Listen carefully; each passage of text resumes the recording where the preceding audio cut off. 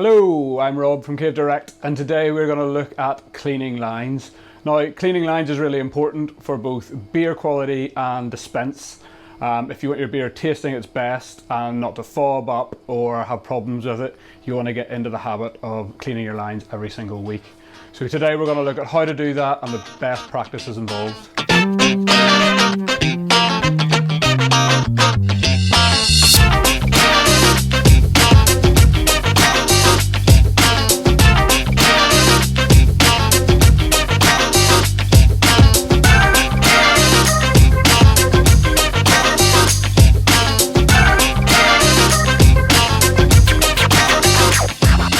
We're going to clean line number 2, which is big wave.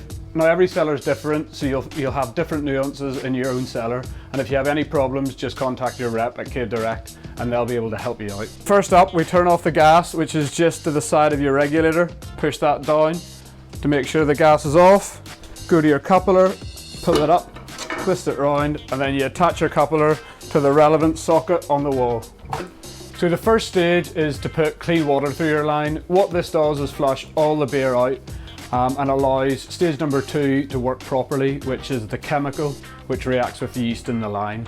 We get our cleaning bucket and we fill it up with some water.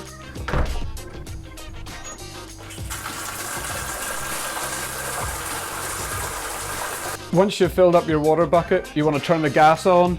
Now this is the gas for the water pump, and it's the only time it should be on is when you're cleaning your line. So just flick this up. Now we're going to pull the water through the line. So get a cleaning bucket, it doesn't have to be on brand, and start pulling the water through the line. Beer will come out first obviously, because beer's been in the line, but eventually you'll get clean water running through it.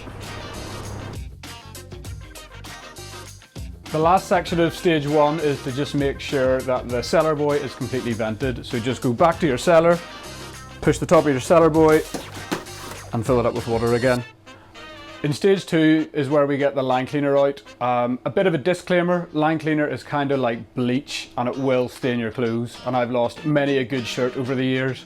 So it's best to wear something a little bit older that you don't mind getting wrecked in case you spill some on yourself and wreck your clothes. There's loads on the market. We recommend pipe liner, but there are lots of different ones. The sort of good thing about pipe liner is it's coloured.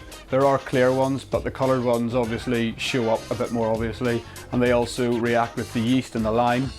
So it will go blue when there's yeast in the line, and then it will go purple again when it's clear.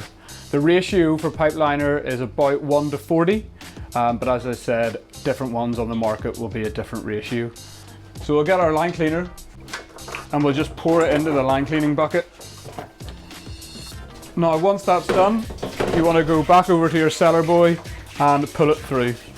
There's lots of cracks and crevices in a cellar boy, and yeast loves to hide in these and get really dirty, so you want to pull line cleaner in so it can break down the yeast in there. So what you do, make sure your pipe is pouring away from you and just push it down, and you'll see the water clearing out and eventually some chemical coming in, and that's it done. Now we're going to go back through to the bar and put it through. Stage 2 is just like stage 1. We just want to pull the line cleaner through the line.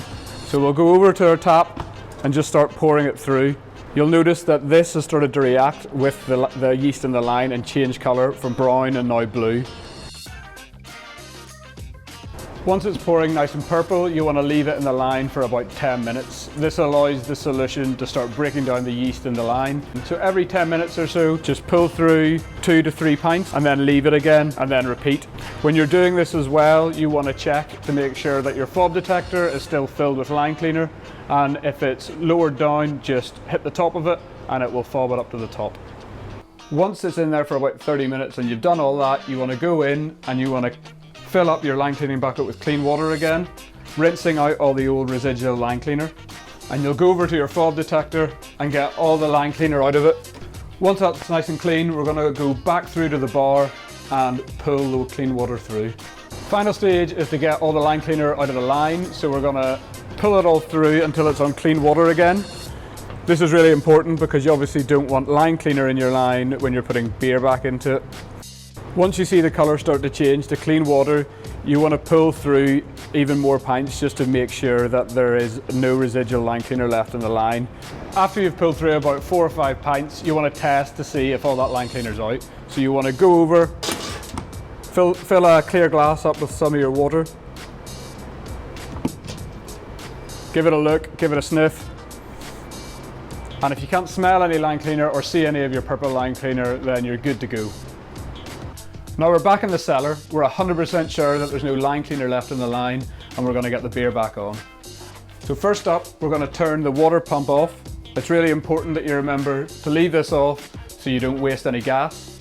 Then we go over to the wall and we uncouple the coupler from the cleaning socket and connect it back up to your beer. We go over to your regulator, turn the gas back on so it's facing up, and we pull the beer into your cellar buoy. Now we're back at the bar to pull the beer through. You want to pull all the beer through so there's no water left in the line. This will vary depending on the length of your lines, but it should be a couple of minutes. Again, you can test it by pouring it into a clear glass and giving it a sniff and a taste. Now that was a basic guide to cleaning lines. Obviously every cellar is different, and if you have any problems, just contact your rep, or you can ask us some questions on Twitter @CaveDirect.